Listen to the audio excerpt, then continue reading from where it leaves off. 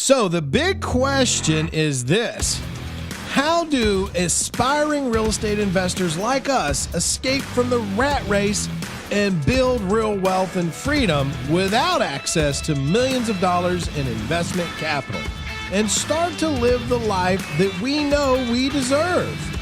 This is the question, and this podcast will give you the answer. My name is Zack Childress, and welcome to Real Estate Investing Talk Show. Today is week 9 of our 24-week challenge, and in week 9, we're going to pull the curtains back on one thing that most of you don't do, and that is determining your market and how to find the right markets. And so this is really the foundation of the growth of your business. It's the foundation of where you're going to move your business, or what marketing you're going to do, or what strategy you're going to deploy. And that foundation really starts with understanding market research, okay? And what is market research? Well, market research is determining who's your buyer in your market, what are the properties that are being moved the most. We call it the avatar of a property. So I think that that's important to understand, is when you look at it from that point of view, is instead of making it a guessing game, how about making it a realistic strategic game? Okay. So what would be, the idea of saying, I'm going to go out and pick a market? How do I pick a market? Well, the beauty is it's easier done than you think. Most people don't do it because of two reasons. Number one, they don't have the understanding of how to do it, or number two, they don't want to put the time in to do it, okay? And that's a big thing that we see all the time. So the first thing you got to understand is the time. So let's talk about the time. So when it comes to researching a market, you're going to have to put some time in. And so you need to understand that time you're putting in to research that market is going to give you greater value in the back end, because now you're not just hoping, but you're being strategic about the doing of the business, okay? And that requires research. So you need to be using sites like cnnmoney.com. cnnmoney.com is a great resource, because it'll tell you what are the best places to live. It'll tell you average income rates in most markets. It'll tell you, all types of information, like the top 10 cities that, the millennials are moving into, to give you an idea of where kind of like migration is happening. From there, you want to start to pin down certain markets. And those markets are where you move into what's called zip code data, right? I want zip code data. I absolutely want zip code data. Here's why: because a market can be very large. You might pick Atlanta, and imagine the size of Atlanta, right? Do you want to market the same strategy in all of Atlanta? No, you don't. There's certain strategies that will work better in certain segments of Atlanta versus other strategies. And the unknown to that is you don't know unless you do your research, right? And so if I was going to pick Atlanta, I think there's something like 46 zip codes in Atlanta. You need to go online and you need to download what's called a zip code map, okay? This map will lay out the city in which you're looking at, with all the different zip codes and the boundary lines for each zip code. That's the first starting step. So now you have a map specifically on the zip codes, and so now it allows you to start going out and acquiring zip code data. The data based on each zip code, its performances, its lack of performance, its avatar for a property, what price range you need to be in, who's the buyer, the majority buyer in that zip code. So it starts to give you a picture of the zip code. And I know what some of you are saying, but Zack, some zip codes, you have night and day in neighborhoods, and that's fine. We're going to get to that in a minute, because that's called clustering. But to get an idea, we start with a zip code map. Now, can that take a lot of time? None. It's so easy. It's super easy. If you have the right agent on your team, it can be.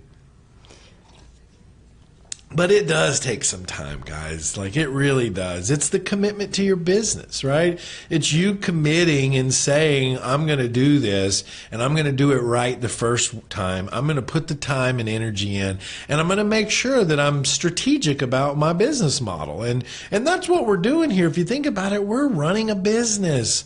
Yeah, we're flipping houses and selling contracts and renting properties, but we're really running a business, okay? And you need to think of it from that point of view, and you need to kind of take a back step and say, am I just being reactive, or am I being proactive, and am I thinking with the end in mind? You see how I hooked our Dig Deeper Wednesday in on that? You got to think about that stuff, okay? And what that means is this: when you really understand and look at this from a point of view that says, I'm going to be more strategic about this, I'm going to do the research, I'm going to make sure that I get the research done, then you're going to start creating a clear focus and a clear objection to where you're moving into. So, zip code information. What's some ideas behind zip code information? So if I'm going to build a zip code data sheet, I need to create an Excel sheet, right? I need to have an Excel sheet. And on that Excel sheet, I need to have every single zip code down one column. Okay, and then what I need is I need to start to put my fields across the top. That's going to be how many houses have sold in the last 12 months per zip code. Okay, per zip code.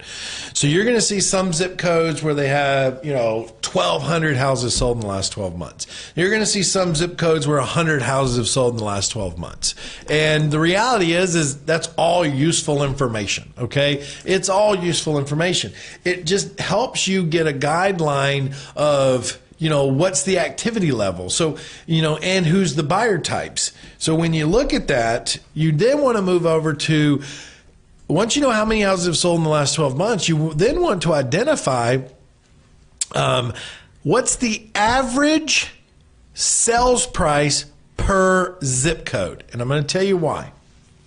What's the average sales price per zip code? Meaning in each one of the zip codes, what's the average price of a house being sold in that zip code? And here's another thing. You also want to look at each zip code and what city they lie in. So let's say in Atlanta, the average sales price is $175,000. And then one of my zip codes that is in Atlanta is selling at $350,000. Well, that's a red flag for me. Okay, because I want to cater to the majority of the buyers in the market. And if the majority of the buyers in the market are buying at that 175 price range, why do I want to go jump in, especially if I'm brand new, into a market where I'm trying to, secure properties and sell them for 250, 300, 350? I decrease my buyer pool. Whether I'm selling a contract or if I'm fixing and selling a property, I decrease my buyer pool. So it becomes harder. So what you're trying to identify is that you want to play in zip codes that are equal to or less than the sales price per city. So if the sales price is 175 and the zip code I'm looking at, its average sales price in that zip code is 145, that's a winner. Winner, winner, chicken dinner, right? So that's just the first tidbit. So I want to identify all those. The second thing I want to do is I want to identify what's the average days on market in that area, each zip code. Okay. The other things I want to do, and I'm not going to keep going on and on about this, I got about another 20 minutes or so with you, but I want you to also identify who's your buyer pool. So how does that work?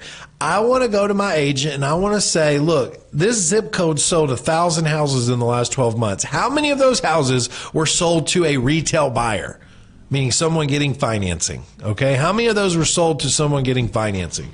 And let's say out of those 1,000 houses, 700 of them were sold to a finance buyer and 300 were sold to a cash buyer. Well, then that tells me in that zip code, the lion's share of the buyer pool is what? It is my financed buyers. So I need to cater to that buying pool. Now, let's say the next zip code was 600 houses were sold in the last 12 months, but 400 of them, let's just say, were sold to cash buyers and 200 to finance. Well, there again, I need to cater to that cash buyer pool, so I'm going to wholesale contracts there. Let's say you've got a market where it's 800 houses have sold in the last 12 months. And 500 of them sold to finance buyers, and say 300 of them sold to cash buyers. Well, that number says I could really do both, but I wouldn't. And here's why. Because the cash buyer percentage is so close to the retail buyer percentage, then that means there is a ton of competition amongst those guys that are buying contracts or fixing and flipping properties to get to that buyer pool. It's almost balanced out. So therefore, I'm not going to go in there and try to compete to fix and sell properties, because my competition might be trying to just dump and drop prices. So I'm just going to sell contracts into that segment of the market to those wholesalers. So this is the strategic side of it, so that you move your business ahead of time before you start trying to wholesale in an area because you think it's great. No, know what you're doing moving into it by getting this data, getting this research together, understanding clearly how this works. Because once you do that zip code information, then you can move into what's called clustering. You can start to take that zip code and break it into a map, and then put in the avatar property that you're looking for. For instance, if I know that that zip code's selling for 150,000, well, then I can put the avatar in that says I'm looking for houses from 75,000 to 150 in this zip code that have sold in the last 6 months. That's a 3.2, 1,400 square feet or greater. And what it will do is it will show me all the clusters inside that zip code where the activity's at. That's what I'm trying to get to.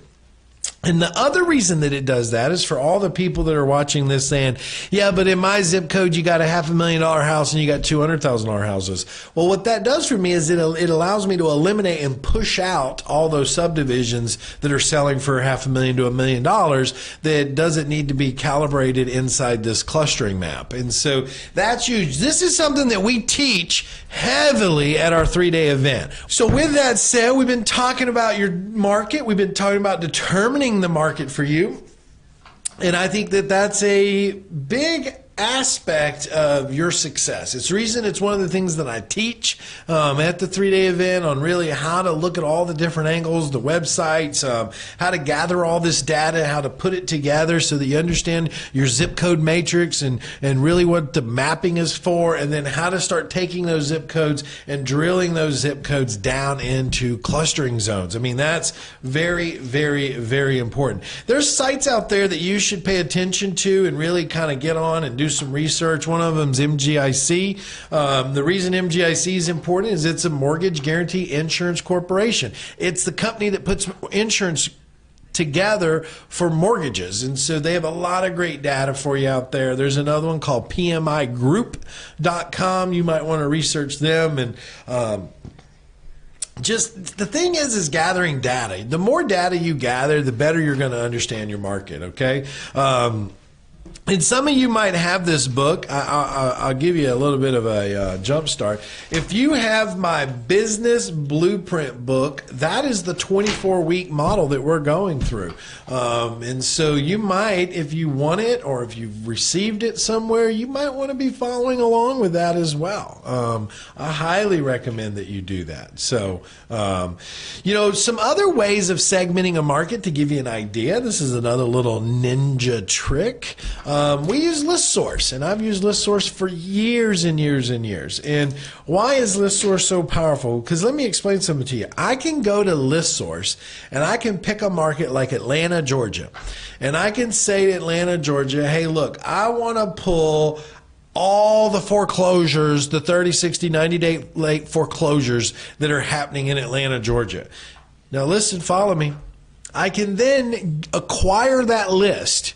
And then I can itemize that list by zip codes, and I can do what's called a zip code sum.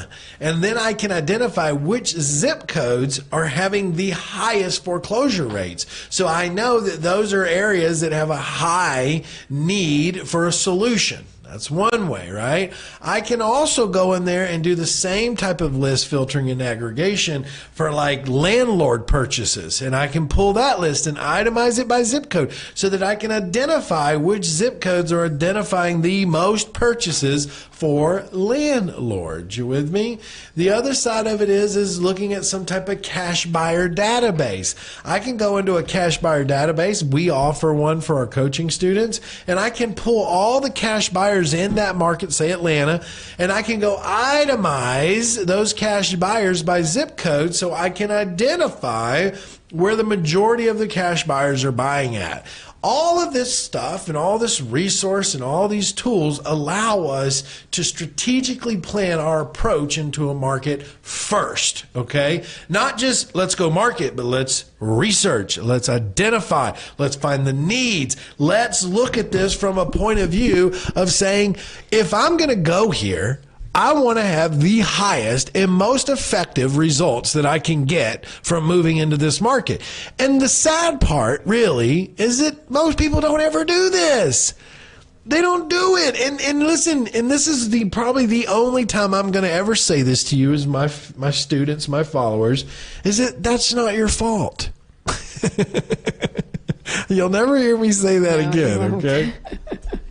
But it's not your fault. And the reason I say that is because you've never learned it, right? No one's ever taught you. And you might be one of these students that I have that follow me that's been to 15 other seminars and bought other, systems and tools, or maybe even a coaching program out there that you just felt like didn't give you the value that you wanted. At the end of the day, you got to let go of all that.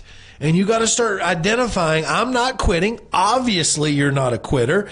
This is why you do this, right? You do this to not look backwards, but to look forward at all costs. And part of looking forward is finding the tools or the information or the knowledge that you lacked in the past that was part of the reason you didn't succeed, right? And own that, own that. I always say to, in my life, people say, Zack, you still have mentors? Absolutely, I still have mentors. But I hire a mentor to get me so far. My level of mentors grow as I grow. And there's different levels of coaches, right, out there. You have, the coaches that help new people understand a model or a business. Then you got coaches that are really there to inspire people. And then you got coaches that are there to really dig down and get into the essential aspects of things and the technology and the systems and the processes, calling it a scalability type coaching, right? And that's, as we grow, we look at it. Sometimes we just need motivation. We need somebody telling us we can do it. We need somebody telling us that we're strong. We need somebody telling us, that we're winners, to get us out of that old mindset that we've been in or lived in that held us back from the success that we're supposed to be living. And that's a mindset shift, right? That's a mindset shift. That's like one of the things we're going to end this year with, which you guys are going to be blown away about this, is we're only going to have 2 more 3-day events, and then we're done with the 3-day events this year. But we're going to do an end of the year called Freedom Summit. Ooh, that name just sounds good, right? A Freedom Summit. And this Freedom Summit is going to blow your minds. It's going to not just have me there, but all my partners. It's going to have marketing specialists, commercial specialists, creative financing specialists that are there to just teach you and help you grow your business to a whole nother level. That's why we're going to end the year with it. It's called the Freedom Summit. It's going to be a mind change. It's going to shift you to understanding, yes, look, I know what it takes to do this, but this is the whole next level of things, right? Freedom Summit, write that down. Ask questions about it. It's important. So I think it's amazing once we start to put it out there, we start to believe and we start to receive, right? We were talking about this in our training this morning about, visualizing your success as if you're already living in it before it ever happens. It's called manifestation. And some of you might think, that's kind of crazy. Well, I could tell you some really crazy things that are going on in this world that would blow your mind. But manifestation of your life is a real thing, my friends. It is a real thing. And you start to change your thoughts, you'll change your life, right? You start to change the position in which you see the world, you'll start to receive things different from the world. You start to look at yourself in a higher level than where you think you are. You will start to live at that higher level. You start to look at your friends and associates and business partners and start to say, look, how can they influence me in a positive way? You will start to change the circle of your friends. It's inevitable. It's inevitable.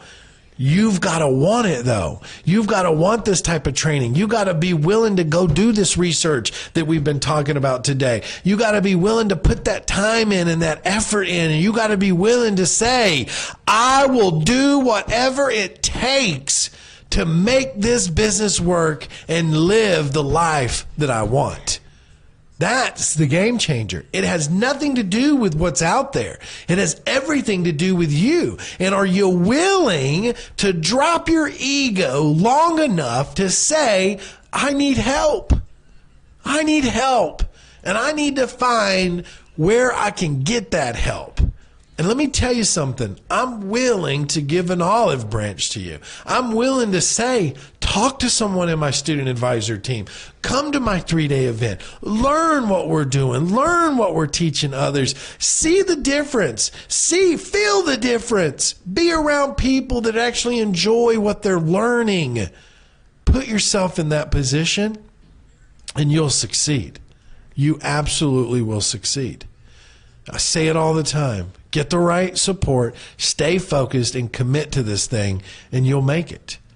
But the only person that's in charge of that is you, and that's called willpower. Do you have the will to keep moving forward at all costs? Are you going to get slapped in the face? Yes. Is life going to hit you? Yes. Are your bills going to keep coming in? Yes. Is the drama in your life going to be there? Yes. But it's you that can control how you let that influences you. So I encourage you to take that challenge. Understand that knowledge is the easy part. Controlling your mind is the hard part. Controlling the walls that you put up to stop the negative in is the hard part. That's the side you have to work on daily. Is being in that position to say, I refuse to allow myself to believe the lies that the fear in me tells me. You understand that? My trainer said something great to me the other day. I've always looked at fear as false evidence appearing real. And he called it something else, and I just loved it, and I didn't write it down. I should have wrote it down for you, but it was so powerful. Faith endures all something. It was so different than what we always say fear is an acronym for, and I'll have to dig it up. But it was more meaningful about what fear really is. And I'm here to tell you that the only reason that people don't do what they want when it comes to fear is because the fear is what sets in because you don't have the ability to visualize your journey. Because here's why. It's the lack of faith that you have in where you're going that creates that fear because you can't see it yet. Because you can't see it. You understand? So if you can't see it, then you're afraid, you're fearful. But if you have the ability to receive it and see it and visualize it, you start to create that faith that it's going to work because you are going to work it. And that happens with help. That happens with support. That happens with encouragement. That happens when you put yourself with the right team that can guide you down that path. You've been listening to the Real Estate Investing Talk Show. I'm Zack Childress, and I'm on a mission to create 10,000 real estate bosses over the next year.